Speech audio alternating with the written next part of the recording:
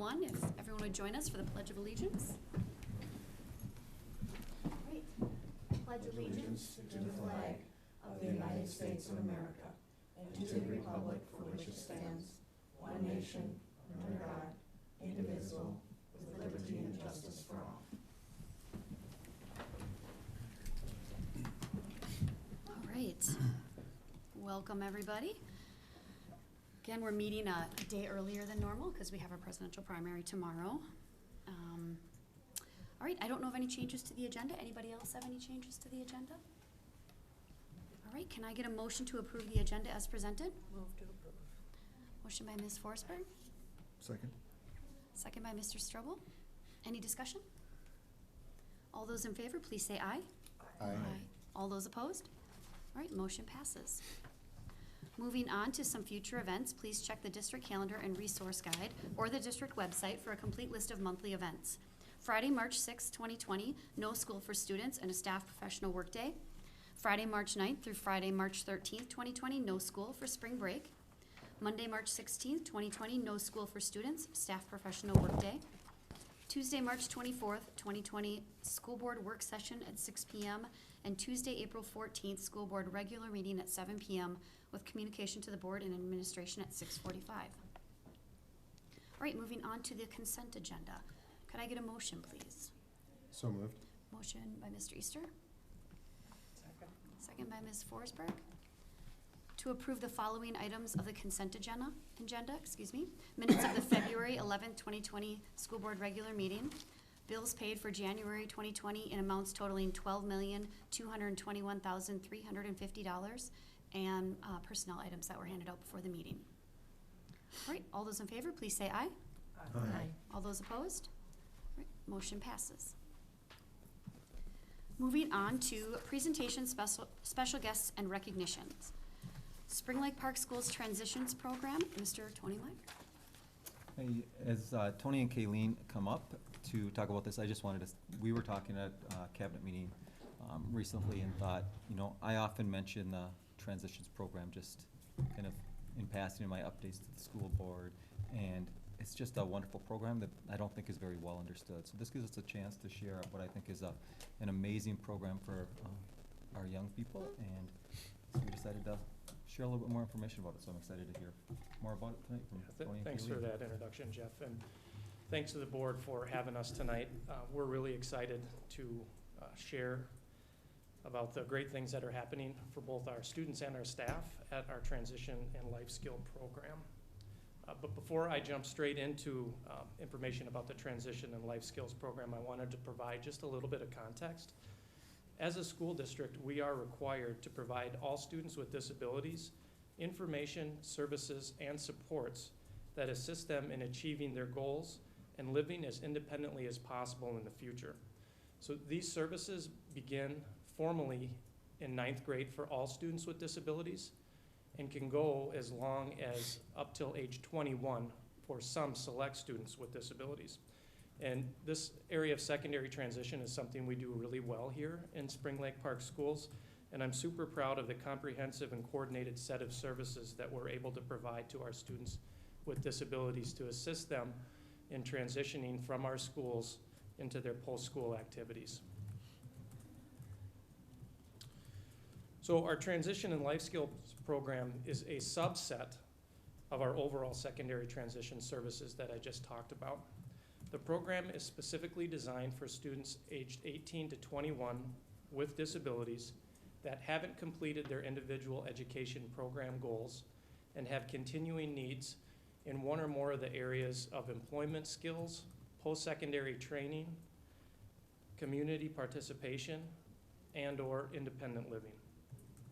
So our Transition and Life Skill program is actually located right here at our district center. It's a new space that we just moved into in the beginning of the 18-19 school year, and I'll come back to that in just a second. So our enrollment history within the Transition and Life Skill program, it's been relatively stable over the last 6 years.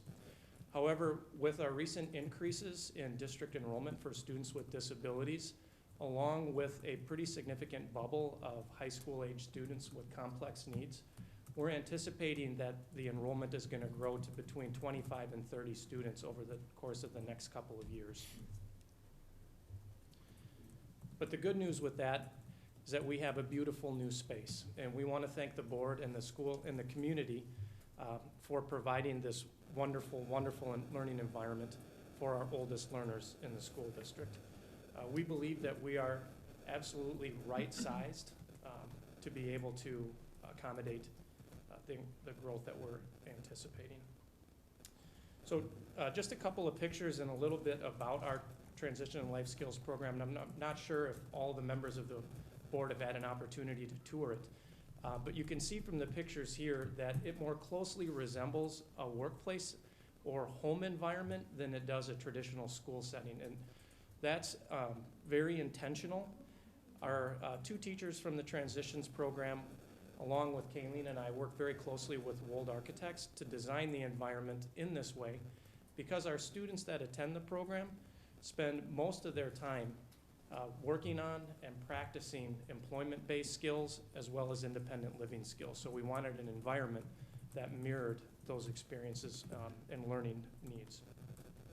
So with that, I'm going to invite Kayleen up to the podium to talk a little bit more about specific programming that's going on. It's unique, it's novel, and we've developed a lot of great community-based partnerships that we're excited to share with you. So Kayleen is our coordinator for student services in the district, and she's also our administrator of record for the transition program, so she works really closely with them. Welcome. Hi, good evening, guys. Hi. Thanks for having us here today. I'm going to talk a little bit more in depth in the 5 transition areas. As Tony mentioned, we offer individualized programming to help students reach these goals. You'll notice as we work through the different areas that there's a variety of experiences that we offer, and each student that participates in our programming has a plan to meet their transition goals that's individualized to their strengths and needs, and really their interests for their future. So the first area is employment preparation.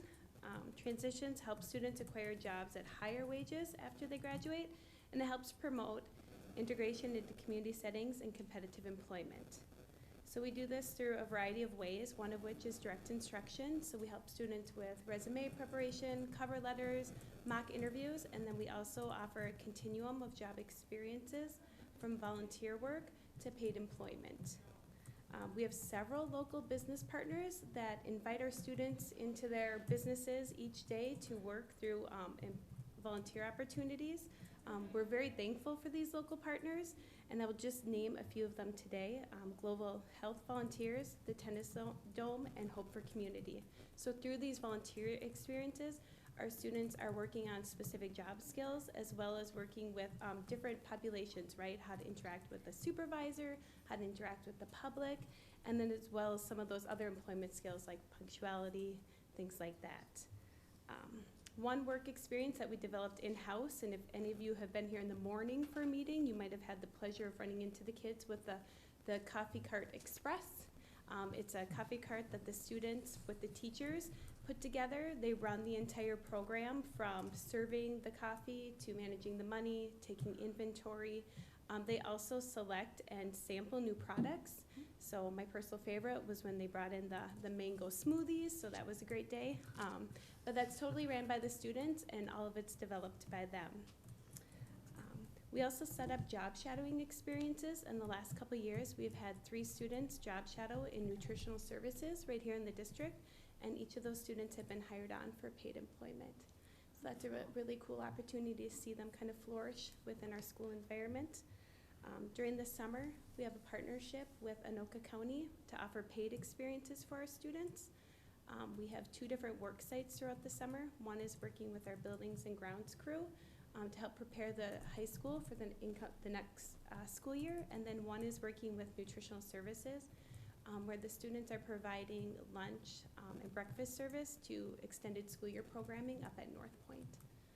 So those are just a couple of those experiences our students have. So the next area is post-secondary education and training. So students with disabilities are dramatically underrepresented in the post-secondary setting. So by offering training and support, we're creating greater access for our students. One of these is through a partnership with Intermediate District 916. We access career and technical training through Century College. Of the 10 different concentrations offered, we have students who have participated in animal science, careers in education, engineering, manufacturing and technology, and health sciences. We also have students who are accessing our college and career pathways at the high school while attending our transitions program. And in those classes, they participated in child development and opportunities and emergency care.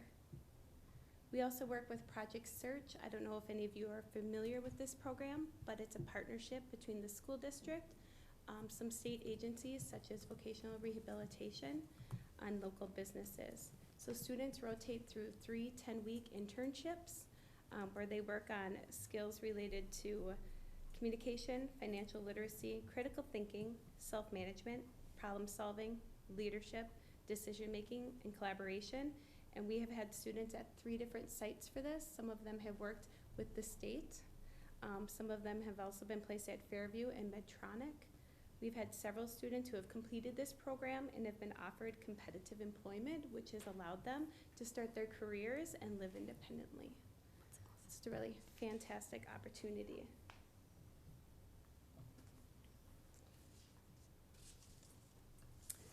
Community participation is an area where we combine direct instruction with community-based instruction. So you receive instruction while at the transitions program, and then we go into the community and practice.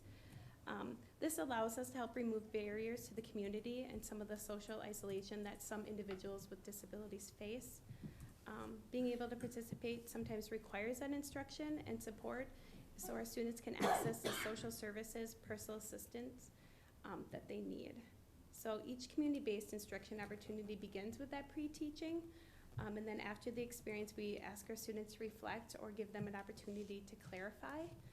Some of the community-based instruction is a little fun. For example, using different restaurants. So how would I order or how would I act in a deli setting versus going to a formal sit-down restaurant? How do I pick the most appropriate outfit for a job interview? How do I use public transportation? Supporting students in receiving their driver's permit. So those are all just different plans we have going on right now with students in our programming.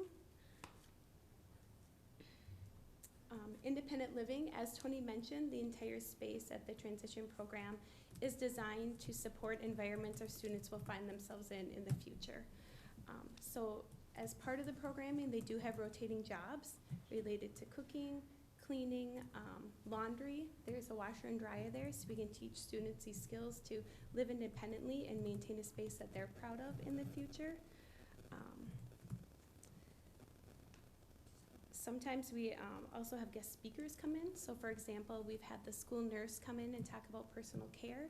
We've also had a financial planner come and talk about personal budgeting. We've supported students in opening bank accounts, getting their identification and insurance in order, and just accessing some of those outside agencies once they leave our programming.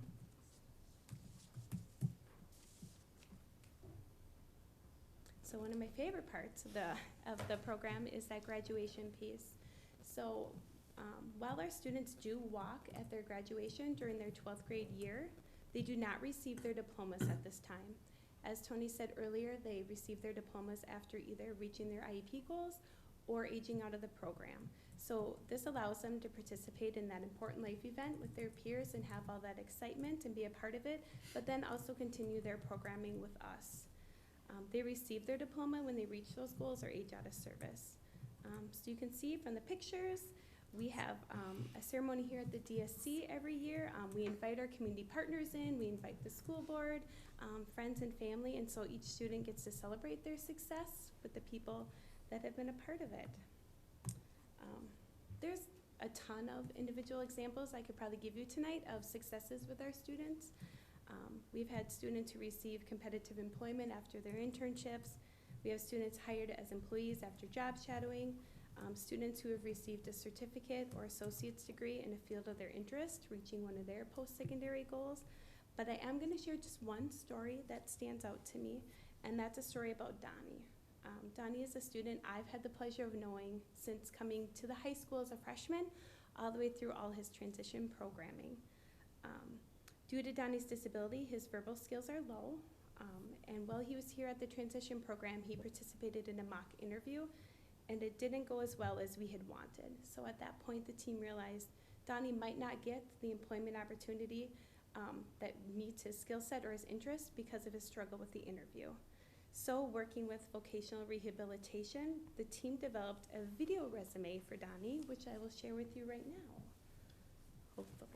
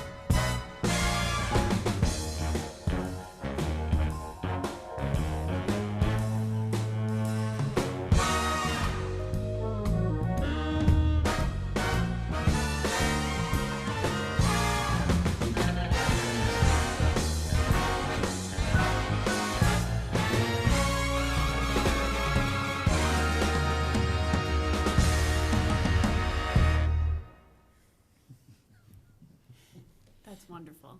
Yeah. Yeah. So this experience wasn't just impactful for Donnie. I'm very proud to say he now works at the Shoreview Community Center and is employed through the YMCA.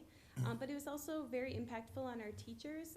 From that experience, they dedicated the time and effort to ensure that each student that needs a video resume leaves with one so they too can shine for future employers. And I just think it's a really good example of how our transition and life skills program is designed to meet the needs and interests of each of our students, given a variety of skills. And though each of their plans might look different, we're able to provide them for the opportunity to achieve their goals and to live as independently as possible. So thank you for your support, and again, thank you to our community partners for their support as well. Thank you. Yeah. Thank you for being here Questions? tonight. It's an Yeah. amazing program. Thank you. Does anybody have any questions or comments? Just a quick question. Yeah. Of the students that are in the transitions program, how many are within our district? Do we have any that come in that are open enrolled into that program? Sure, yep. So right now, I believe we have two open enrolled students. We've also had some students who have been able to transition back from programming at Intermediate District 916 and who've been able to come back to us as our home district for programming. So that's been really nice. Great. Marilyn? Having had a little acknowledge of this type of programming. Are we doing anything, now you told this young man was employed, are we helping them in a way if they need to transfer to housing, group homes, or jobs, or what are we as a district doing? Sure, so some of that work is really about the prep work and aligning resources for the student when they leave. So we've supported students go on tours of housing, potential housing in the future. We also help them apply for vocational rehabilitation and other services that they may receive through the county or the state, getting them the appropriate identification cards they need, helping them find out their medical insurance information. And then we have had students where we've supported getting employment while in the program who've then continued on in that employment as well. And my second question is, not too many days ago in the newspaper, it told about that there is a federal rule, I believe, that people who work in sheltered workshops can no longer receive wages below the minimum wage. Are you familiar with that, and is that going to eventually impact any of our students? I'm not as familiar with that. I mean, right now our main focus is really focusing on competitive employment, right?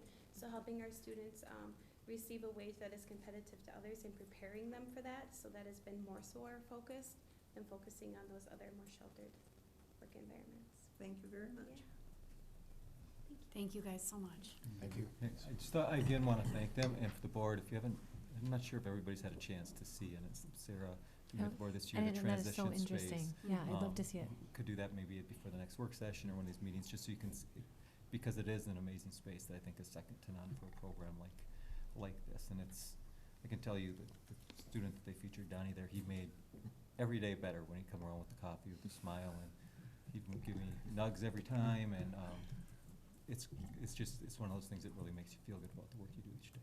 So, Yeah. Graduation is a wonderful event as well. yeah.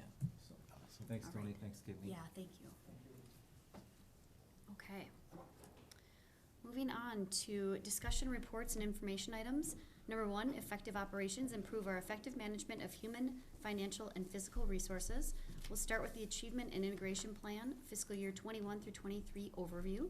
Dr. Hope Brown.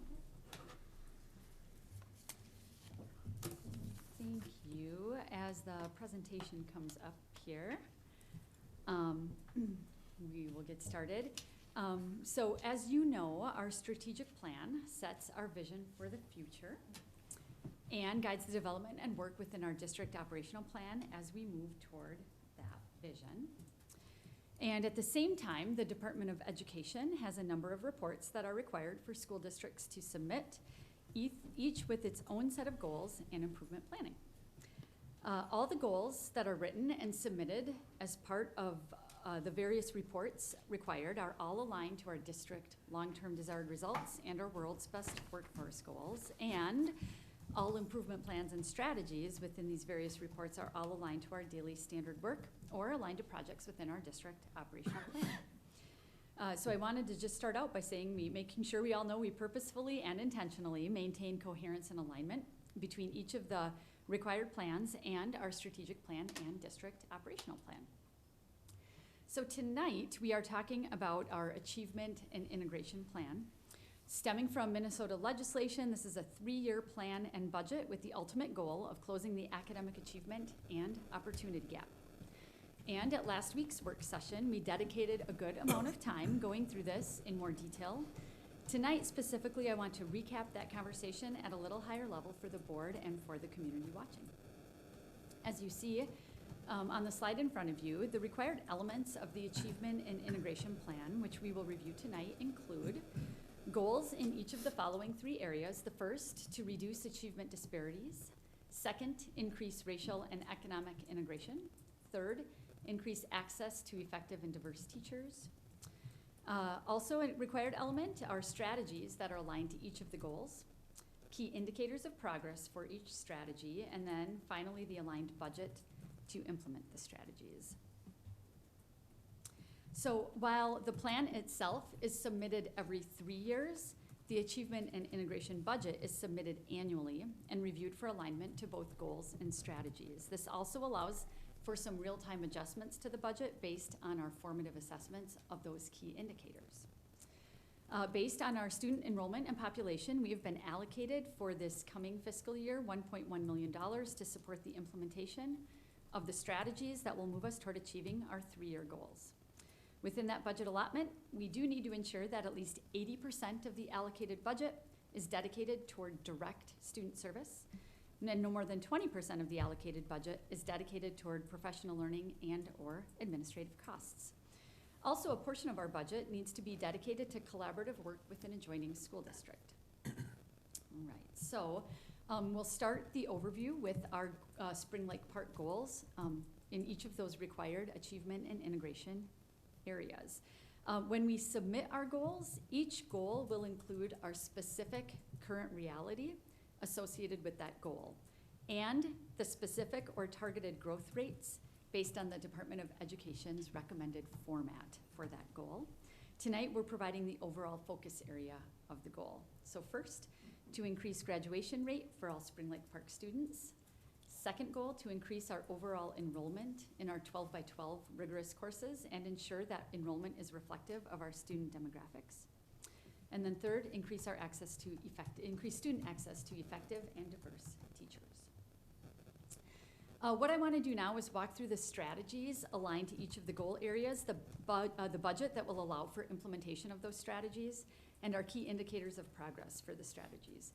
And I'll just note, you will see some of the strategies listed under more than one goal, as the work within that strategy should have an impact on more than one goal. So, goal 1, to increase graduation rate. So first strategy is to continue to develop and build a continuum of supports and interventions at Spring Lake Park High School. And this is part of our standard work, our daily work that we do to meet student needs, proactively designing and implementing multiple ways for students to get the support that's needed for them to achieve their essential learning outcomes and be prepared for the next class, the next grade level, the next year, college, and career. Budget items associated with that strategy will include intervention specialists to support the implementation of that continuum who are working directly with students. And key indicators for that strategy will be tracking the number of students requiring support and the matched support and the type of support they're receiving to ensure a match between the need and what they're receiving. Also will be, one of our key indicators for that is our student attendance data. Strategy 2 to increase graduation rate is to enhance our counseling services and deepen implementation of learner profiles and learner maps. And this is really aligned to the work within our innovative and personalized learning initiative in our district operational plan. This work is focused on deepening the connections and conversations between our counselors for personalized learning with each student and family, knowing each student deeply, their interests, passions, and future goals, and knowing where each student is at in each of their routes to career and college readiness, ensuring that each student is making progress toward graduation. Associated budget for this strategy would be to maintain and increase our secondary guidance counseling services. Key indicators for this strategy will include development and use, kind of the living, breathing use of our personal learner maps and learner profiles, as well as the student and family meetings that are happening. All right, moving to goal 2, to increase our overall enrollment in our 12 by 12 courses.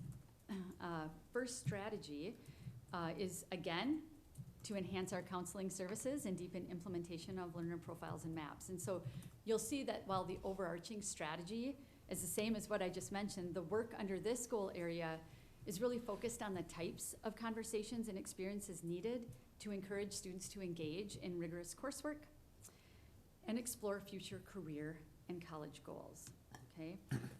This particular strategy is where we do our primary collaboration with our adjoining district, which is Mounds View Public Schools, so that our counselors can also encourage students to explore both at Spring Lake Park High School as well as the courses that we offer in partnership with Mounds View that may provide kids other opportunities to pursue interests, passions, and explore. And an example this year, we are co-offering over at Irondale High School construction and solar energy. Mounds View and Irondale students have the opportunity to take our opportunities in emergency care courses here in Spring Lake Park. Budget line items for that strategy include maintaining and increasing secondary guidance counseling. Also, our costs associated with offering 12 by 12 courses both within SLP and across SLP and Mounds View. Key indicators will track and monitor student enrollment in 12 by 12 courses and the number of courses that we add. Second strategy for that goal area is to deepen our implementation of AVID programming. And this is, we are currently in our 3rd year of AVID programming. It's been moved to kind of our daily standard work and still has strong connections to the district operational plan project listed there, Pathways to Career and College Readiness and 12 by 12. So as you know, AVID is one of our hows for supporting students in taking more rigorous 12 by 12 coursework for possibly the first time, providing some direct instruction and practice with strategies that help them achieve within those courses, strategies such as their writing skills, inquiry, collaboration, organization, and reading with the goal to learn. Associated budget includes costs associated with deepening implementation of both AVID school-wide programming, which happens at grades 5 through 12, as well as our AVID elective courses, which are offered at grades 7 through 12. Key indicators will be student enrollment in AVID courses, as well as we are following cohorts of kids and looking at their post-secondary actions from there, whether that be their hire letters, if they choose to go to career, college acceptance letters, military plans, so we're tracking that for all of the students across time. Our third goal is to increase access, student access to effective and diverse teachers. And a couple strategies here. Again, expanding our implementation of our 12 by 12 courses. And here, we want to be specific around our pathway, our health and human services pathway, specific to our teacher education. So by expanding both the number of courses within that pathway that we're offering and increasing the number of students enrolling, we can provide more students with the opportunity to explore teaching as a future career pathway. Currently, we offer the University of Minnesota's College in the Schools Teacher Education course in our HHS pathway, which puts our high school students as teacher aides within our own system and supports them in next steps toward applying to colleges with strong teacher education programs. We also currently offer child development courses, which are articulated college courses with our partner community and technical colleges. As part of this, we offer preschool programming at the high school for 2 to 3 week periods of time, which give our students experience in designing and planning 2 to 3 weeks of preschool and working with 3 and 4-year-olds for a couple hours a day. Again, always giving our students a chance to explore possible careers within the teaching field. Budget alignment is really similar to what I previously mentioned for 12 by 12, all of our costs associated with offering the 12 by 12 courses, in this case specific to teacher education. Not only including partner university fees, but the curricular work our teachers do to make these meaningful learning experiences for our students.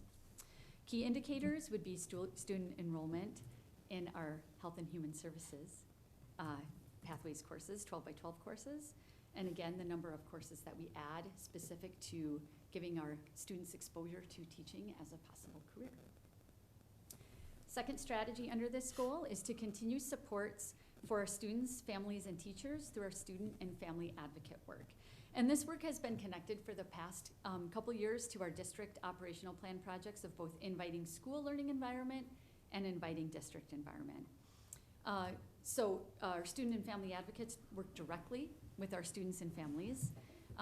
They establish family partnerships. Past examples of that would include Parent Academy and our Clues summer programming.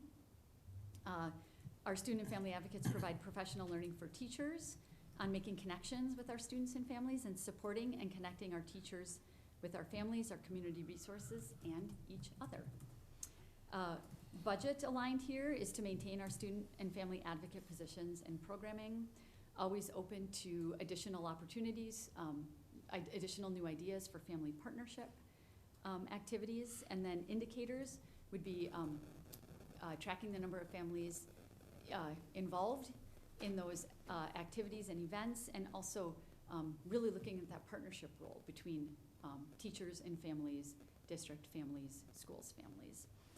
Also, just teacher participation in the learning opportunities that are offered, and then both student and teacher participation in affinity groups where they're coming together on a monthly basis. So, tonight, the presentation provided an overview of each of those required elements. Again, we spent quite a bit of time last Monday talking about each of them in a little bit further detail. Later in the agenda, you'll be asked to take action on the plan, affirming that our plan for implementation addresses each of the required elements. So with that, I'll just open it up for any questions anyone might have.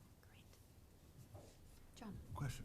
You mentioned some of the metrics that you're looking at to evaluate these, like enrollment and so on. Is some of that data already available for some of these programs, and you're just monitoring over time? And Yep. So for example, for the enrollment in 12 by 12 courses, which again, for community watching, just a reminder, 12 by 12 is our phrase to encourage all of our students to obtain 12 college credits by the end of 12th grade. We offer multiple pathways to do that at Spring Lake Park High School. So just a clarification on what that 12 by 12 means.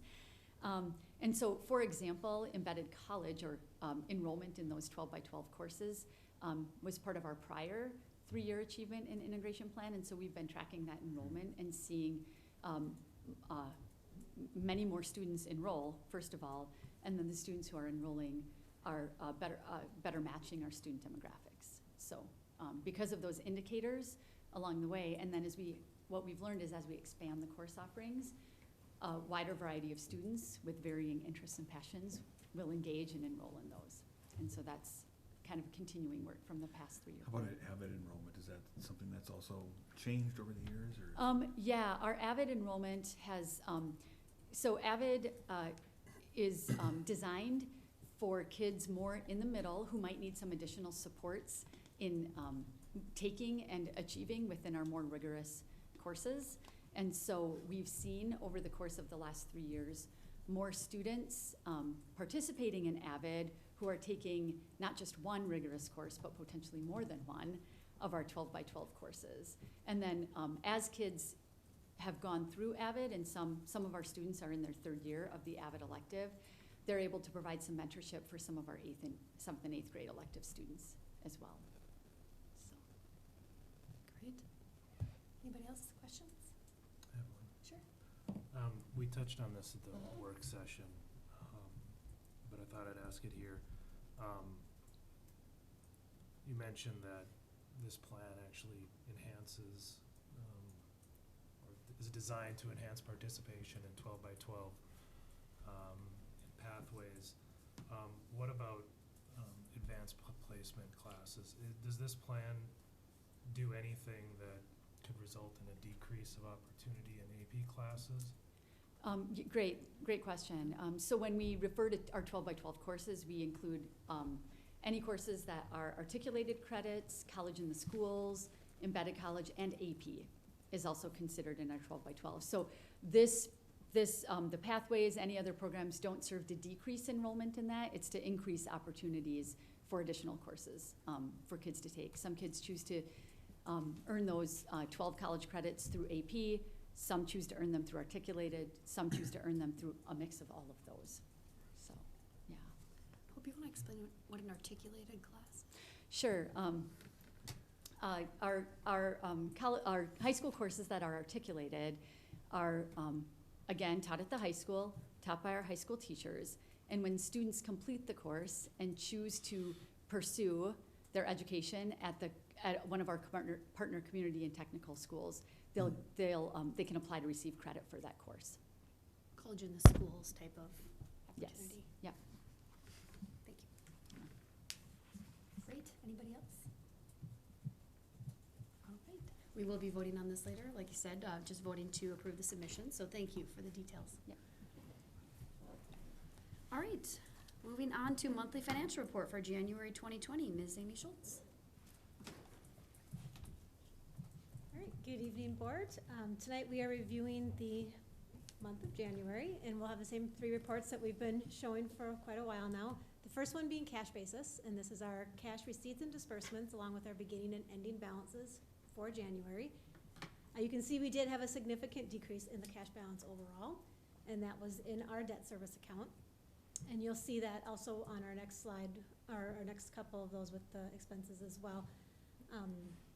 Our debt service payments are actually due February 1st, but as part of the state credit enhancement program, which does help with bond ratings for all districts, you're required to make the payments 3 days early. So the cash actually comes out in January, even though the expense is for February. With that on the receipt side, our revenue came in, 5.7 million was in state aid and just a couple $100,000 in local levy. January, February, March, and April are very slow months for collection of taxes, and then we get some early payments in May and June. On the disbursement side, again, the large amount was in the debt service account. Our statement of revenues, this shows our revenues for the month of January, our year to date, our budget for the school year, and again, January we hadn't approved budget revisions yet, so this is still the June adopted budget. How this compares to the previous 2 years then as a percentage of our budget. Really, we are right on our operating accounts to where we have been the last couple of years, and as well as on our debt service. Our OPEB we've talked about each of the last few months, that one is a little bit off because of bond refunding that was done in previous years, or last year. On the expense side, same report format. And again, in the general fund, we are right on with where we were last year at this time, ahead of where we were 2 years ago, and we've talked about that each of those last few presentations as well. based on those capital expenditures. And those are mostly our athletics and activities work that was done over the summer, paid out of the general fund. Community service is also ahead of where we have been in the past, as food service has gone kind of up and down each of the last few months. Those, both of those two accounts will be reviewed over the next few months, or over this month. And if there's any budget adjustments that need to be brought, we'll be bringing those as recommendations to the board. We'll kind of try to really sit down and review where we sit with those two accounts. And so with that, that is where we sit for the month of January, if there are any questions. Thank you. Anybody? That's good. Questions?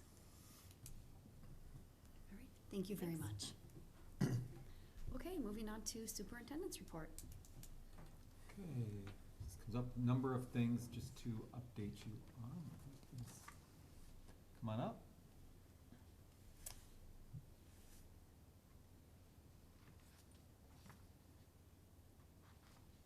Let's see if this works.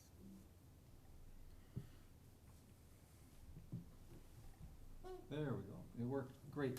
So, since we last met, our kindergartners across the district celebrated their first 100 days of school. I have a great picture of Ryan Stromberg's son, who also celebrated 100 days that I'll have to share with you. Remind me after the meeting. So, anyways, they recognized the milestone in a whole bunch of different ways, a lot of counting going on in their classrooms. You can see several classes dressed up as 100 years old. So it's fun to hear how they think about that question of being 100 years old, and many students got to share their thinking through recordings shared with their families. So it's just always a fun day, and it's kind of hard to believe we're already through 100 days of school. So cute. So the next thing is, this is Katie Fort. She's a National Merit Scholar, which is pretty huge accomplishment. She's one of only 326 students in the entire state who reached this stage. There's a great story online. If you haven't read it, I encourage you to read it. It was kind of fun. She emphasized two things when she was asked by one of our communication staff. They just simply asked her, what do you like about, what do you really like about Spring Lake Park High School? And she emphasized two things. And the first thing that she said right away was the fact that the school administrators and the teachers really care about students, she said. And she said that that's something different than what she's heard from her friends at some other schools. Where that's not necessarily the norm. And I thought that was, from the mouth of one of our students was pretty cool to hear. She also talked about the benefits of one-to-one technology and being able to email her teachers with questions and get help like that, and the opportunities that it provides for other students. So it was kind of fun to hear that from her. Those were two things that she jumped out. But again, that article from her, she's great kid, bright future, and it's kind of fun to see somebody, she's advanced to, a lot of kids get to this, the 326 get to the semifinal stage, but now she's moving on to that final stage, Wow, and good for we'll see her. where it goes. So it's pretty exciting.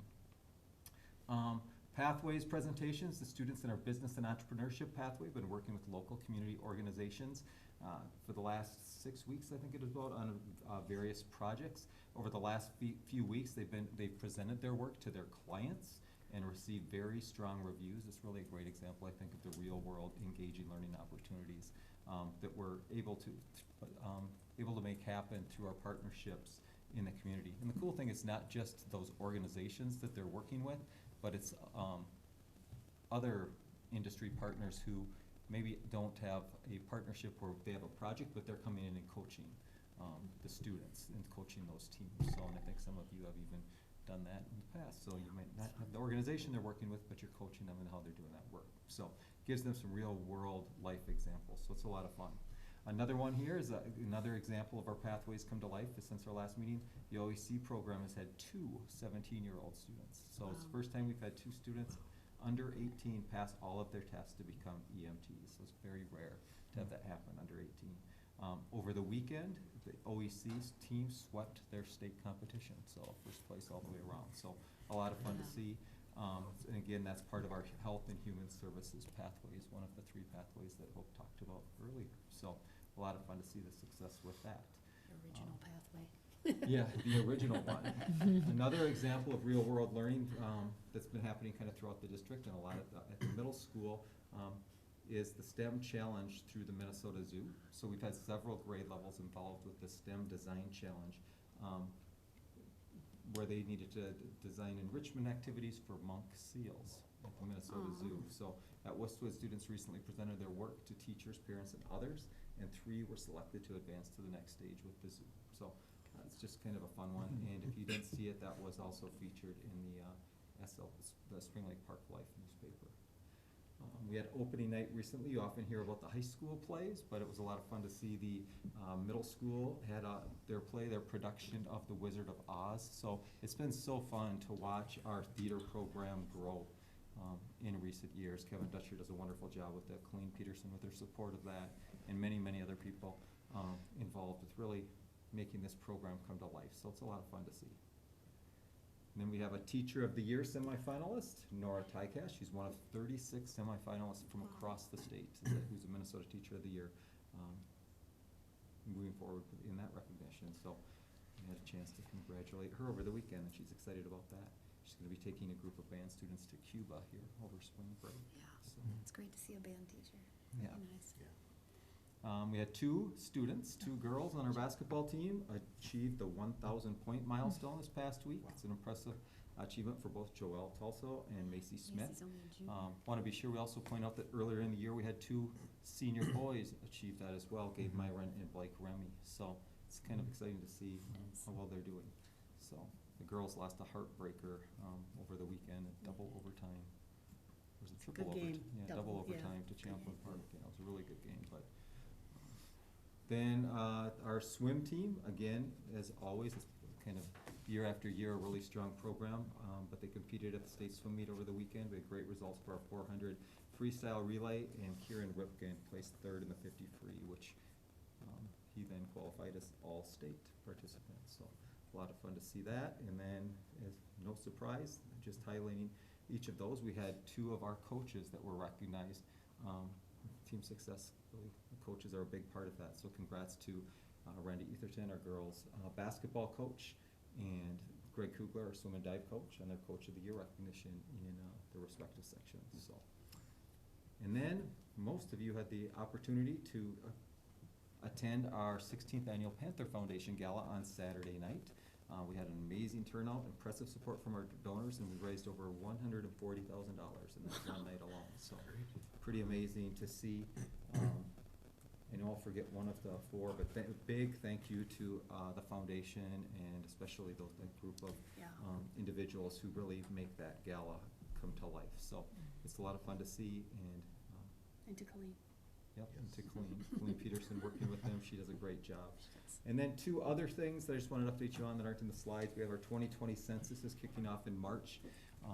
And Oh, yeah. while that's not the school district's responsibility, you are gonna see us putting out a number of communications, because it does impact, the accurate counts impact things like school funding, and the data is confidential. I really encourage people to fill out the census, because it does make a difference for the resources that we receive as a school district. So, we'll be helping with just getting the news out, reminding people that it's important.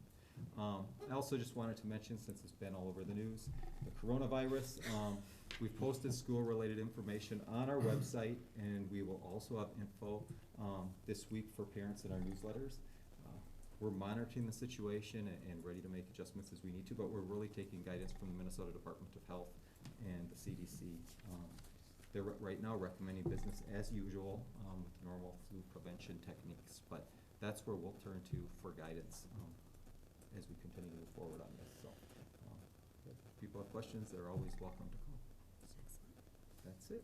All right, great, thank you. Just a comment on the census. In the newspaper, the local paper, there was a website that you could look at a sample questionnaire. Oh. And I expected it to be, what I think is 5 questions about each individual living in a household. So it's not complicated, Yeah, so I hope basic. it does not scare folks. Right. And while it's very important to us as a district for funding, it's also used for funding for every other program out there. So your community, so it's important, yep. Great. Okay, moving on to action items. Number 1, submission of the fiscal year 21-23 Achievement and Integration Plan. Can I get a motion to approve the submission of the fiscal year 21-23 Achievement and Integration Plan? So moved. Motion by Ms. Dreister, Second. second by Ms. Forsberg. All right, any discussion? Any last questions on that one? I've got a comment. Yeah. I just been studying up on the Achievement and Integration Plan, and first of all, I think there are important and good things in the plan that are worth supporting. But I do think it's important for the community to know that this is a state-required program. We're required to do this. It's not optional. And that it's heavily directed by the Department of Education, the Minnesota Department of Education. And it sounds like we don't have a lot of flexibility in coming up with our own plan here. That's not to say that there aren't good things in the plan we came up with, but even though our taxpayers are on the hook for 30% of the $1.1 million price tag through our tax levy. So my comment, for what it's worth, to just help me sort through this, is that in my opinion, there would be a better approach to doing that, and that would be a bottom-up system where districts have more flexibility to put their own plan together. And then you'd have districts all over, many, many plans, and there'd be more opportunities for some success stories to actually develop, and then other districts could kind of emulate that and adopt it on their own. This seems to be more of a centralized top-down approach that the Minnesota Department of Education is employing here.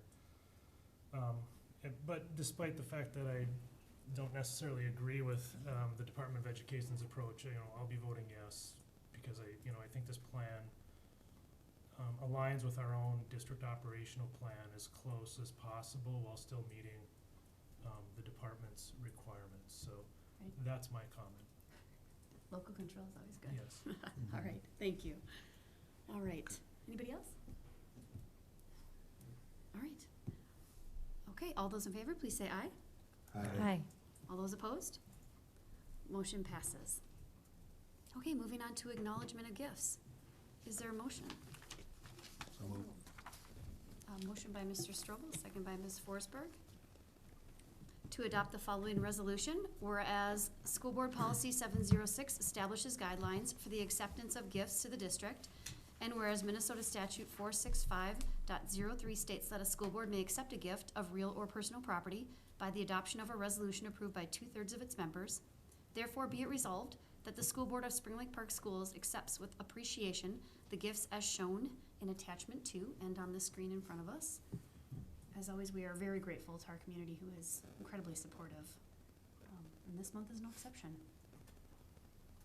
We are having a substitute clerk tonight, so would you be willing to call the roll, please? Yes, Mrs. Forsberg. Yes. Mr. Easter. Yes. Mr. Kroon. Yes. Mr. Strobel. Yes. Mrs. Bowe, yes, and Mrs. Hennan. Yes. Great. All right, the motion is adopted. Wonderful. We are moving, resolution, is adopted. Moving on to board reports and forums.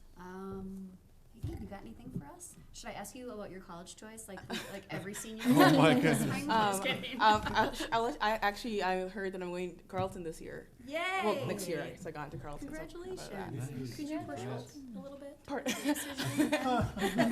I know, but Hope has a lot of good options too. Yeah, it'll be good. Last month we had our Snow Days dance, and that was a huge success. And this month we're gonna do Patience to Pennies, or Pennies for Patience, I should say. And I think in the following months we're thinking about doing another amazing race. So that's what. Thank you. Yeah. All right. Anybody else? We'll start on this end. Anybody have anything to share? I just got one, and it's more of an awareness thing. There's an AMSD board meeting this Friday, which has some interesting speakers at it. Justice Alan Page and Neil Kashkari will be there talking about their proposed amendment. And then there's also going to be a group of people talking related to PELSB, which is a Professional Educator Licensing and Standards Board, and talking about efforts going on in that area and where that's at. So some interesting topics. Very interesting. What time is the AMSD meeting on Friday? It's at 7:30 at the Core Education Center. So. Yes. Excuse me. Thank you for that. Anybody else? Oh, go, Go ahead. I'll allow I you. didn't know if we were going in Yep, order. yep, let's do that. Yeah, I didn't have a PTO meeting this time, probably because of the short turnaround. Right.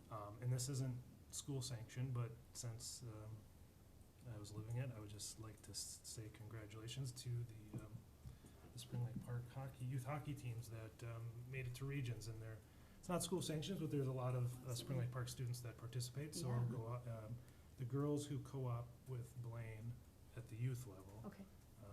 the U12A, U15A, U15B made it to regions. And on the boys' side, the PVAA team and the PVB1.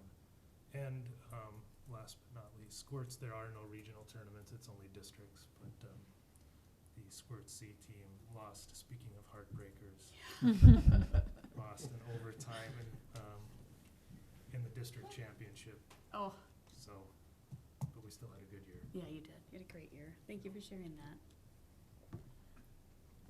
My turn. You're up. All right. Last week I completed officers training, since I'm vice chair now. Right? But we had a very, it was a very interesting discussion around school lunches, and it wasn't the discussion that I expected, which was around, well, there was one part that was around funding of school lunches that are delinquent, their accounts are delinquent, or they have a outstanding balance. There was one discussion around that. But there was also a discussion around, I guess, so there are some districts who were actually, once a student received a lunch, if their account was past due or they were delinquent on it, they would literally take the lunch from the student and just throw it in the garbage, which totally blew me away. But I guess there's some legislation that the Minnesota School Board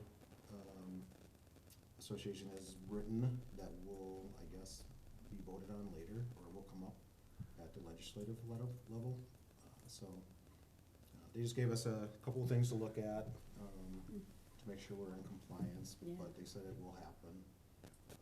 But yeah, I found it really interesting. I was completely shocked Yeah. that was occurring anywhere in our state. So, All right. Thanks for going to training. thank you. We're ready.